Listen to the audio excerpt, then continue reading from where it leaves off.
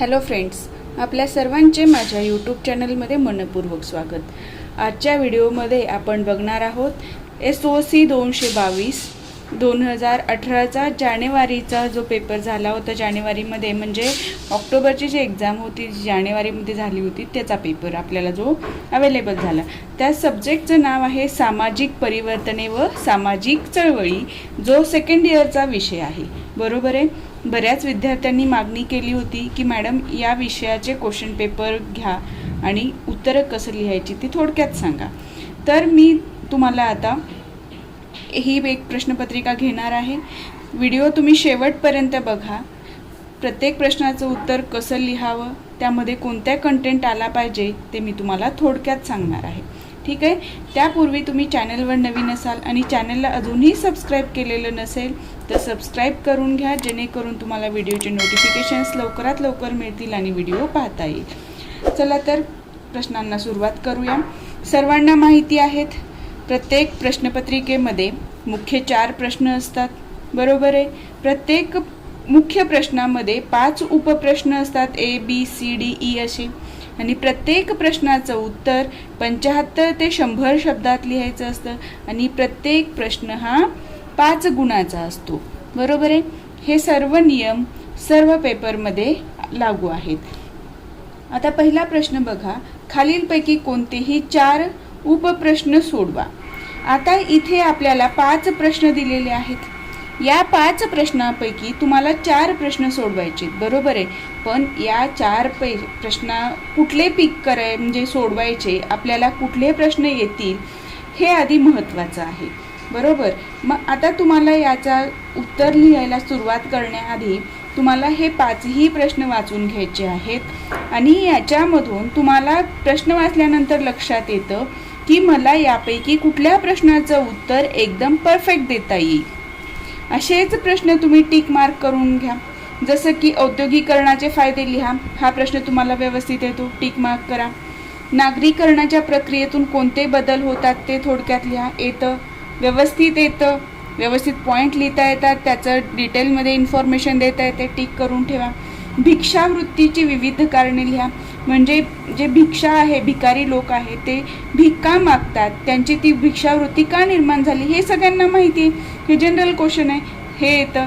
आता चौथा प्रश्न बघा, मानवी जीवनावर भौतिक पर्यावरणाचा परिणाम कसा होतो ते थोडक्यात लिहा। भौतिक पर्यावरण म्हणजे काय, भौगोलिक पर्यावरण।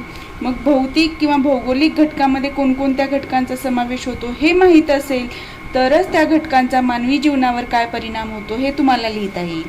ठीक आहे। येत असेल हा प्रश्न तरच लिहा, अदरवाईज सोडून द्या। समाजसेवा ही संकल्पना स्पष्ट करा। आता ह्या दोन्हीपैकी तुम्हाला चूज करायचे, पण ह्या दोन्हीपैकी ज्याचं बेटर उत्तर येईल तुम्हाला, जे तुम्ही एकदम चांगल्या पद्धतीने तुमचं उत्तर प्रेझेंट करू शकता, व्यक्त करू शकता, तेच प्रश्न याच्यामधून तुम्हाला सिलेक्ट करायचे आहेत। जे असे प्रश्न सिलेक्ट करा की जे पॉईंट वाईज तुम्हाला उत्तर लिहिता येईल आणि त्या पॉईंटला तुम्हाला उत्तर देत। आता समाजसेवा ही संकल्पना स्पष्ट करा। आता हा प्रश्न योग्य राहील माझ्या दृष्टीने, पण तुम्हाला ह्याचं येत नसेल, भौतिक पर्यावरण आणि भौगोलिक पर्यावरण दोन्ही एकच घटक आहेत हे जर माहीत असेल तर जमीन, पाणी, हवा, परत तिथले वनस्पती, हे जे जीवन आहे त्याचा परिणाम मानवी जीवनावर होतो हे तुम्हाला लक्षात येईल। पण समाजसेवा ही संकल्पना स्पष्ट करताना तुम्हाला पॉईंट वाईज लिहिता येणार आहे का, नाही, म्हणजे इथे तुम्हाला जास्तीत जास्त मार्क्स मिळण्याचे चान्सेस कमी होतात। पण हे जे 4 प्रश्न आहेत वरचे, याच्यामध्ये पॉईंट वाईज तुम्ही उत्तर लिहू शकता आणि तिथे तुमची जिथं तुम्हाला पॉईंट क्रिएट करता येतो आणि त्याचं डिस्क्रिप्शन लिहिता येतं तिथे तुम्हाला जास्तीत जास्त मार्क्स मिळण्याचे चान्सेस असतात। आणि जेव्हा जिथे येत आहे ही समाजसेवा ही संकल्पना सांगताना तुम्हाला समाज म्हणजे काय, समाजसेवा म्हणजे काय, स्वतः आपला रोल काय असणार आहे समाजामध्ये, आपण जे काही कृती करतो ती एक प्रकारे समाजसेवा असते, हे तुम्हाला तिथे निबंध लिहिल्यासारखं लिहावं लागणार आहे। बरोबर आहे। म्हणजे तुमचे विचार व्यक्त करावे लागणार आहेत। म्हणजे इथे जे तुम्हाला अर्धा मार्क जास्त मिळू शकतो तिथे इथे तुम्हाला एखादा अर्धा मार्क कमी मिळू शकतो। म्हणजे तुम्हाला प्रश्न चूज करताना असे प्रश्न चूज करायचे आहेत जे तुम्हाला परीक्षेमध्ये जास्तीत जास्त मार्क्स देतील आणि ज्या प्रश्नाचं उत्तर तुम्ही अगदी व्यवस्थित लिहू शकता. ठीक आहे, आता प्रश्न बघूया. औद्योगिकरणाचे फायदे थोडक्यात लिहा. आता औद्योगिकरण म्हणजे काय? तर औद्योगिकरण म्हणजे आर्थिक विकास घडविण्यासाठी, उत्पादन घडविण्यासाठी तंत्रज्ञान, विज्ञान, यंत्रसामग्री याचा उपयोग करून आपला काय वस्तूंची निर्मिती केली जाते आणि त्याचा फायदा आपण आर्थिक विकास करण्यासाठी करून घेतो. आता या औद्योगिकरणाचे फायदे काय झाले? औद्योगिकरणामुळे राहणीमान उंचावलं, बरोबर आहे, कारण उद्योगधंदे वाढले, त्यामुळे काय झालं, आर्थिक फायदा वाढला, म्हणजे पैसा आला म्हणून आपलं जीवनस्तर उंचावला. देशाचा आर्थिक विकास घडून आला, बरोबर आहे. औद्योगिक क्रांतीनंतर भारतामध्ये जेव्हा उद्योगधंदे सुरू झाले तेव्हा लोकांना काय झालं, रोजगार मिळाला आणि त्याच्यातनं पैसा मिळाला. त्याचबरोबर जे काही एक उत्पन्न झालं ते आपण दुसऱ्या देशामध्ये काय केलं, विकलं. त्यामुळे आपल्याला काय मिळाला, दुसऱ्या देशांकडनं पैसे मिळाले, म्हणजे तिथे काय झाला, देशाचा आर्थिक विकास झाला. आता औद्योगिकरणाचे फायदे लिहिताना तुम्हाला याचे मी इथे पॉईंट वाईज लिहिता येणार नाही म्हणून असं लिहून दाखवते तुम्हाला. राहणीमान, उच्च राहणीमान निर्माण झालं, याचं तुम्ही डिस्क्रिप्शन लिहा. देशाचा आर्थिक विकास,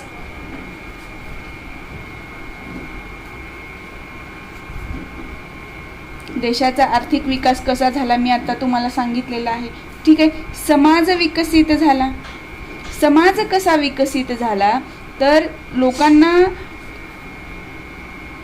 जेव्हा आता ह्या कारखान्यांमध्ये काम करायचं आहे, तिथलं अकाउंटिंग बघायचं आहे किंवा एखादं उत्पन्न निर्माण करायचं आहे, त्यासाठी सायंटिफिक दृष्ट्या तिथे त्या गोष्टी शिकाव्या लागत होत्या, बरोबर आहे.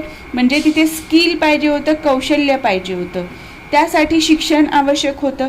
मग ते शिक्षण घेतलं तरच आपल्याला ती नोकरी मिळणार आहे, हे समाजात जाणीव निर्माण झाली आणि समाज शिक्षणाकडे वळला आणि समाज विकसित झाला. ठीक आहे. स्त्रियांना रोजगाराची संधी मिळाली, बरोबर आहे. जसं जसं औद्योगिक क्रांती झाली, औद्योगिकरण झालं, तसं स्त्रियांचा अर्थव्यवस्थेमधला सहभाग वाढला, रोजगार वृद्धी झाली, रोजगार निर्मिती. बघा, म्हणजे ह्या पद्धतीने तुम्हाला पॉइंट लिहायचे आहेत आणि त्याचं थोडक्यात तुम्हाला वर्णन लिहायचं आहे 2 ते 3 ओळीमध्ये. लक्षात आलं? आता पुढचा प्रश्न आहे, नागरीकरणाच्या प्रक्रियेतून कोणते बदल होतात ते बदल थोडक्यात लिहा. नागरीकरण म्हणजे काय? शहरीकरण, बरोबर आहे. आता ह्या नागरीकरणाच्या प्रक्रियेतून कोणते बदल होतात, तर इथे बदल होताना स्थळ बदल होतात, स्थळामध्ये आणि समाजामध्ये बदल होतात, म्हणजे सामाजिक बदल होतात, बरोबर आहे. स्थळामध्ये बदल होतात म्हणजे काय? बघा, जसं नागरीकरण झालं तसं शहरातली घरं आणि ग्रामीण भागातली घरं बघा, इमारती बघा, पाण्याची सोय बघा. शहरामध्ये नळ घरामध्ये असतं, पाणी येतं, पण ग्रामीण भागामध्ये विहिरीचं किंवा गावात जी टाकी असते पाण्याची तिथून पाणी आणावं लागतं. म्हणजे हे स्थळ काय, जसं घर आहे, इमारत आहे, पाणी, वीज, गटार, हे जे सगळ्या गोष्टी बघितल्या तर ग्रामीण भाग आणि शहरी भागामध्ये विविधता आढळून येते. म्हणजे नागरीकरणाच्या प्रक्रियेमधून स्थळ बदल झाला. ठीक आहे. स्थळीय परिवर्तन झालं.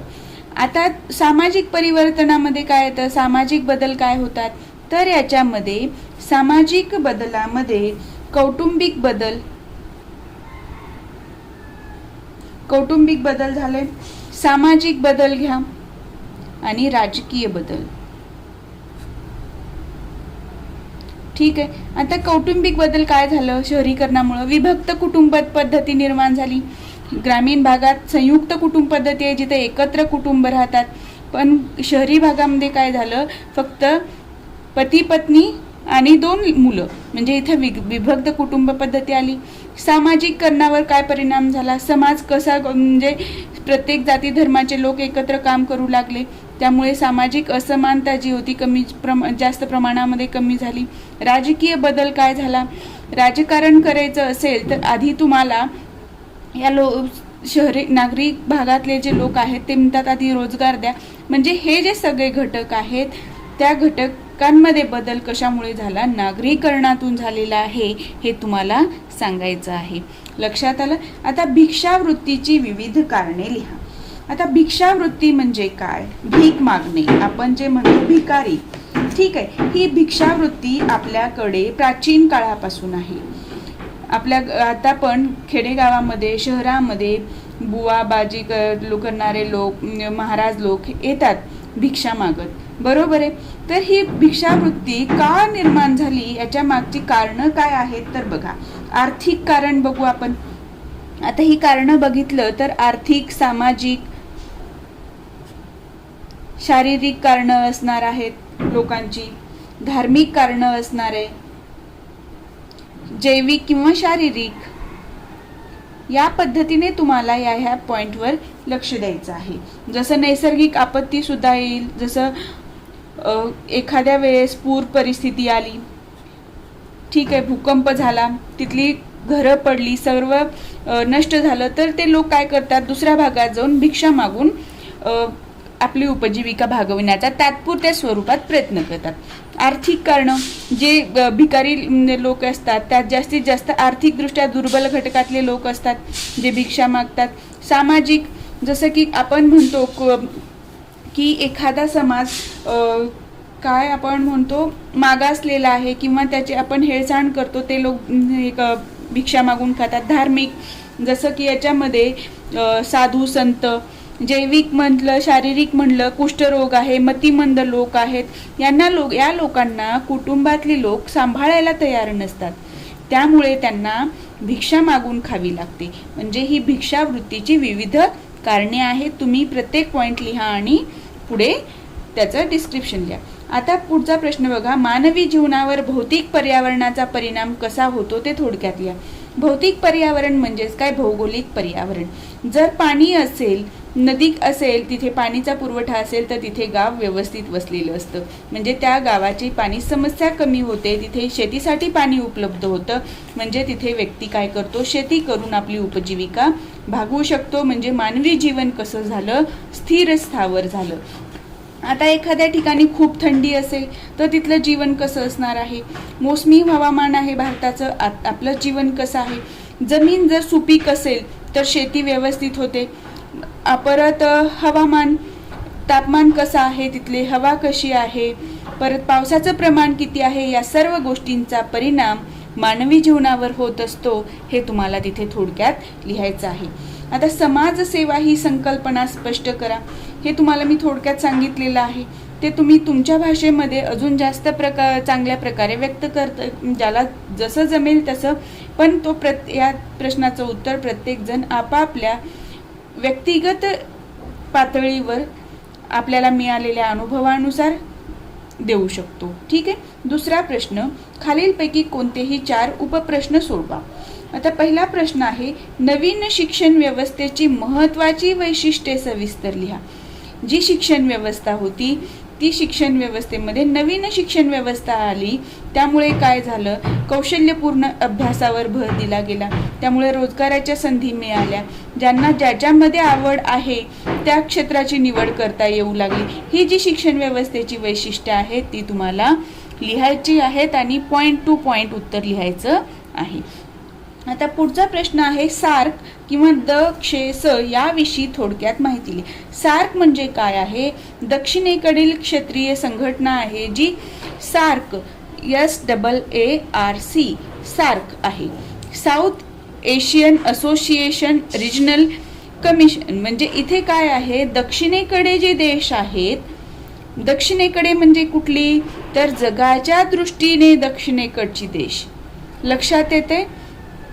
तर ही जी देश आहेत 8 देश मिळून सार्क ही संघटना निर्माण केली. म्हणजे या देशांचं एकमेकांमध्ये जे व्यापार होणार आहे, जे संबंध निर्माण होणार आहेत, एकमेकांशी देशांचे व्यवहार कसे व्हावेत आणि इतर जगातल्या देशांवर कशी आपला प्रभाव टाकता येईल, ह्या सर्व गोष्टींची आखणी ह्या सार्क या देशाच्या संघटनेद्वारे हे देश करतात. याची तुम्हाला सार्कची स्थापना कधी झाली, त्याच्यामध्ये किती देशांचा समावेश आहे, परत त्यांच्या बैठका कुठे झाल्या, याचा विषय काय असतो हे तुम्हाला थोडक्यात लिहायचं आहे.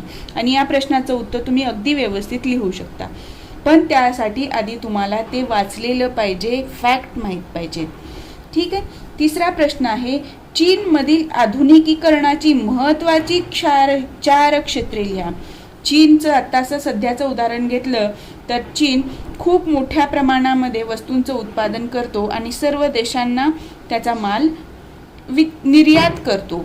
मग ही महत्त्वाची 4 क्षेत्रे कुठली आहेत? IT क्षेत्र आहे, बरोबर आहे, वस्तूंचं उत्पादन करणारी क्षेत्र आहे, वस्तू निर्मिती क्षेत्र. हे जी क्षेत्र आहेत, कोणकोणत्या क्षेत्रामध्ये चीननं आधुनिकीकरण घडवून आणलं? शेती क्षेत्र आहे, ती क्षेत्रे लिहा आणि त्याच्यामधून मिळणारं उत्पन्न तो कुठल्या देशाला निर्यात करतो, त्याच्यातनं आर्थिक त्यांना किती प्रमाणामध्ये फायदा होतो ते तुम्हाला लिहायचं आहे. चौथा प्रश्न आहे, बलुतेदारी पद्धतीचे दोष थोडक्यात लिहा. बलुतेदारी पद्धत अजून सुद्धा तुम्हाला ग्रामीण भागामध्ये थोड्या प्रमाणात दिसून येते. हे बलुतेदारी पद्धत काय होती? ज्या काही आपण वस्तू देतो त्याच्या बदल्यामध्ये तो समोरचा व्यक्ती ही वस्तू देऊनच ती समोरच्या वस्तूकडनं वस्तू घेत. म्हणजे इथे काय होतं, वस्तूंची अदलाबदल होती. लक्षात आलं? जर शेतकऱ्यांनी त्यांना धान्य दिलं सुताराला, तर सुतार त्यांना लाकूड जसं की कुऱ्हाड वगैरे बनवून द्यायचा. म्हणजे ही जी पद्धत आहे ती बलुतेदारी पद्धत आहे. कुंभाराचं उदाहरण घेतलं, कुंभार माठ देईल त्यावेळेला धान्याच्या बदल्यामध्ये तो माठ देईल. म्हणजे ही जी बलुतेदाराची पद्धत आहे त्याच्यामध्ये दोष काय आहेत? तर बलुतेदारी पद्धतीमध्ये वस्तू विनिमय होता. ठीक आहे. वस्तू विनिमयामध्ये त्या वस्तूंची किंमत बरोबरच होईल असं काही नव्हतं. कोण कमी प्रमाणामध्ये धान्य द्यायचं, कोणी जास्त प्रमाणामध्ये. परत वस्तूची क्वालिटी चांगली असेलच असंही नाही किंवा कमी जास्त होणार. समाजातल्या एका विशिष्ट गटाचं वर्चस्व हे बलुतेदारी पद्धतीवर होतं. त्यांचं समाजातलं स्थान, समाजात निर्माण होणारे तेढ, हे सर्व गोष्टी ज्या आहेत त्यांचं फक्त जसं जमीनदार लोक त्यांना दडपून ठेवायचे, ह्या ज्या गोष्टी आहेत बलुतेदारी पद्धतीतले दोष तुम्ही इथे लिहू शकता. आता 5वा प्रश्न आहे, गिराहिक संस्कृतीचा उदय कसा झाला? गिराहिक जसं औद्योगिकरण झालं त्यानंतर औद्योगिकरणानंतर वस्तूंचे व्यापार करण्यासाठी दुकान मांडलं जाऊ लागलं. मग कुठलाही व्यक्ती बलुतेदारी पद्धत सोडून ती वस्तू घेण्यासाठी दुकानात जाऊ लागला. मग विकणारा दुकानदार आणि खरेदी करणारा गिराईक आणि त्याच्यातनं गिराईक संस्कृतीचा उदय पुढे हळूहळू कसा होत गेला ते तुम्हाला इथे लिहायचं आहे. लक्षात येते? समजते मी काय सांगते ते? तुम्हाला उत्तरं कशी लिहायची आहेत ते? ठीक आहे. आता पुढचा प्रश्न आहे 3रा प्रश्न, खालीलपैकी कोणतेही 4 उपप्रश्न सोडवा. पहिला प्रश्न, कामाचे क्षेत्र आणि घर यामध्ये अंतर का निर्माण झाले? कामाचे क्षेत्र आणि घर म्हणजे काय? आपण बघतो मुंबईसारख्या शहराचं जर उदाहरण घेतलं, काम करण्यासाठी एखादा व्यक्ती घरापासून खूप दूर जातो आणि तो ज्या ठिकाणी काम करतो ते ऑफिस आणि घर किंवा कारखाना आणि घर यामध्ये जे अंतर निर्माण झालं ते का झालं? तर एखादा कारखाना जर वस्तीजवळ असेल, जिथे मानवी वस्ती आहे तिथे, तर ते कारखान्यातून होणारं प्रदूषण, त्यामुळे मानवी समाजावर, आरोग्यावर होणारा परिणाम, ह्या सर्व घटकांचा विचार करून कामाचं क्षेत्र हे मानवी वस्तीपासून दूर निर्माण केलं गेलं. औद्योगिक क्षेत्र वेगळं, MIDCs बघा गावाच्या बाहेर तुम्हाला सापडतील. तर याच्यामागे ही कारणं आहेत. तर ह्याचं उत्तर तुम्हाला लिहिताना या गोष्टींचा तिथे उल्लेख करायचा आहे. दुसरा प्रश्न आहे, स्वयंरोजगार योजना असफल का ठरली? स्वयंरोजगार म्हणजे काय? स्वतःचा रोजगार निर्माण करणं. दुसऱ्यांकडे नोकरी करण्यापेक्षा स्वतःच आपण काम करायचं आणि स्वतःलाच रोजगार मिळवून द्यायचा, स्वतःच कमाई करणं, हे झालं स्वयंरोजगार. स्वयंरोजगार ह्याला प्रोत्साहन देण्यासाठी शासनाने बरेच योजना आखल्या, त्याच्यामध्ये आर्थिक मदत केली, बँकांनी फंडिंग केलं. पण ही अयशस्वी का ठरली त्याचं तुम्हाला याचं उत्तर द्यायचं आहे की त्याला योग्य प्रमाणामध्ये आर्थिक सहाय्य मिळालं नाही. स्वयंरोजगार करण्यासाठी स्किल पाहिजे, जे कौशल्य पाहिजे त्याचा अभाव होता. परत शैक्षणिक संस्था ज्या त्या कामासाठी योग्य असणाऱ्या ग्रामीण भागामध्ये जाऊन शिक्षण दिलं गेलं नाही, त्या स्वयंरोजगार कसा चालवावा याचं, ही जी कारणं आहेत ती तुम्हाला लिहायची आहेत. तिसरा प्रश्न आहे, डाउसन आणि गेटिस यांनी सांगितलेले सामाजिक चळवळीतील टप्पे विशद करा. आता सामाजिक चळवळ का घडून येते, त्याचे टप्पे काय आहेत, समाज कसा कसा विकसित होतो, हे टप्पेवाईज त्यांनी सांगितले. सुरुवातीला आपण जर आपल्याला कोणाबद्दल कोणी आवडत नसेल तर आधी आपण काय म्हणतो, तो मला चांगला वाटत नाही. त्यानंतर एकमेकांशी भांडणं झालं, म्हणजे काय झालं, तुम्हाला आधी तो चांगला न वाटणे ही भावना निर्माण झाली. त्यानंतर दोघांमध्ये वाद निर्माण झाले, नंतर ते दोन व्यक्ती एकमेकांपासून दूर गेले. म्हणजे हे टप्पेवाईज काम झालेले, बरोबर. एक एक स्टेप पुढे गेलं. तसंच सामाजिक चळवळ सुद्धा पुढे पुढे एक एक स्टेप पुढे जात असते. हे डाउसन आणि गेटिस यांनी सांगितलेलं आहे. यांनी सांगितलेले 4 टप्पे आहेत. तर ते 4 टप्पे कुठले आहेत ते बघा. सामाजिक अस्वस्थता, सोशल अनरेस्ट. सामाजिक अस्वस्थता म्हणजे जसं मी आता सांगितलं की एखादा व्यक्ती न आवडणे आपल्याला, म्हणजे काय झालं, आधी आपल्या मनामध्ये त्या व्यक्तीविषयी अस्वस्थता निर्माण झाली. त्याच प्रकारे समाजामध्ये सामाजिक अस्वस्थता निर्माण होते. दुसरी, लोकांची उद्दीपित अवस्था, म्हणजे आपल्याला जसं त्याच्याशी एखादी गोष्ट पटली नाही व्यक्तीशी, जसं आपण वाद घालतो तसंच समाजामध्ये पण लोक एकमेकांशी वाद घालतात. म्हणजे दुसरी स्टेप काय झाली, लोकांची उद्दीपित अवस्था झाली. ठीक आहे, हे तुम्हाला व्यवस्थित बघा, इथून समजेल. पहिली स्थिती आहे सामाजिक अस्वस्थता.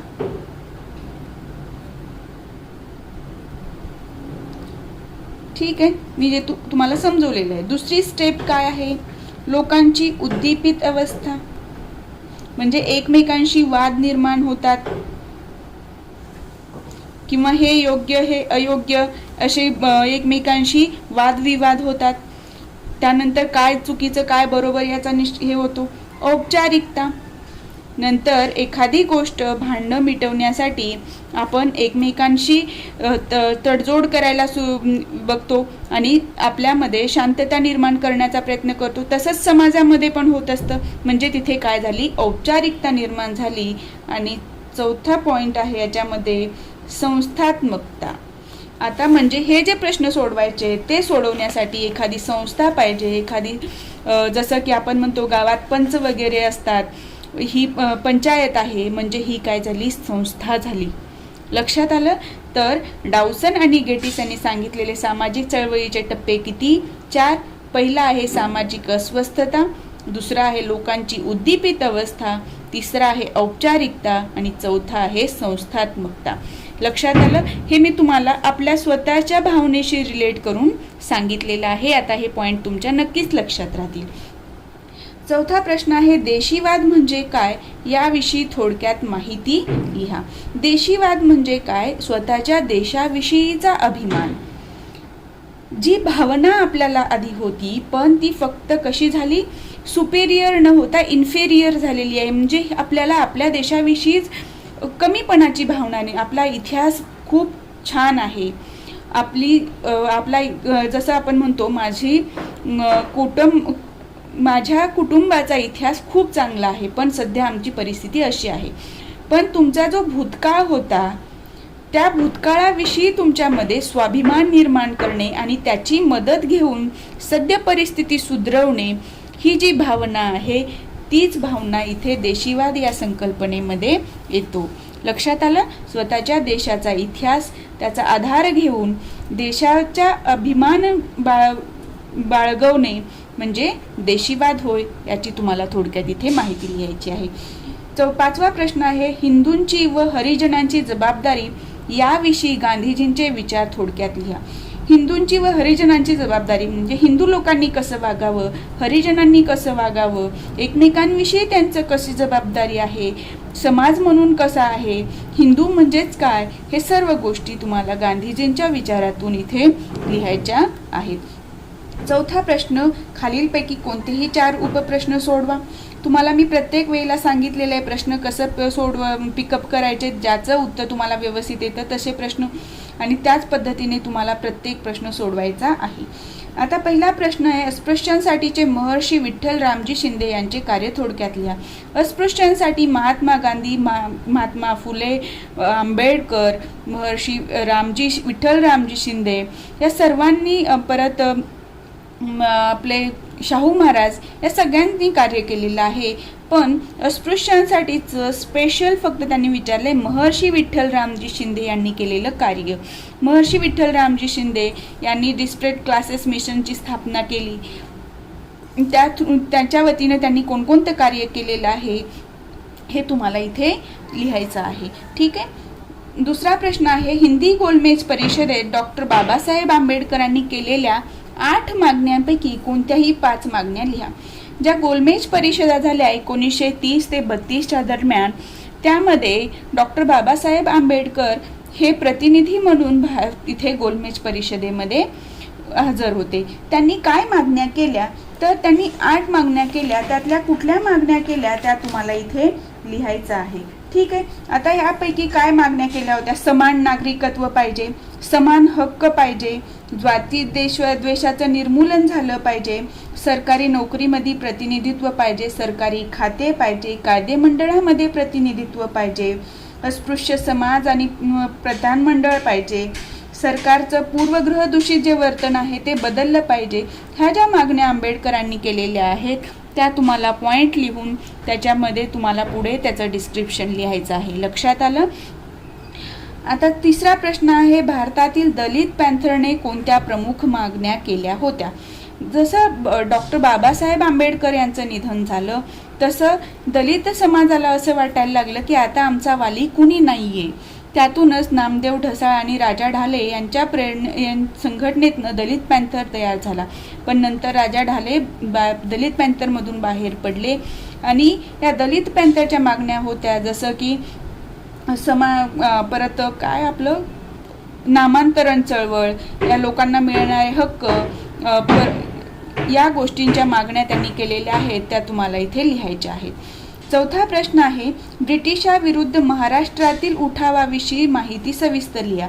ब्रिटिशच्या विरुद्ध महाराष्ट्रामध्ये कोणकोणत्या चळवळी झाल्या त्या तुम्हाला लिहायच्या आहेत. जसं की आपला साताऱ्याचा उठाव आहे, भिल्लांचा उठाव आहे, साताऱ्याचं बंड 1857मध्ये जे पत्री सरकार होतं त्याचा तुम्हाला उल्लेख करायचा आहे, कोळ्यांचा रामोशांचा उठाव आहे, मुळशी सत्याग्रह आहे, या सर्व शेतकरी वर्गांचा उठाव आहे याची तुम्हाला इथे माहिती लिहायची आहे. प्रत्येक उठाव लिहा, 5 उठाव लिहा कुठलेही आणि त्याची 2 ते 3 ओळीमध्ये माहिती लिहा.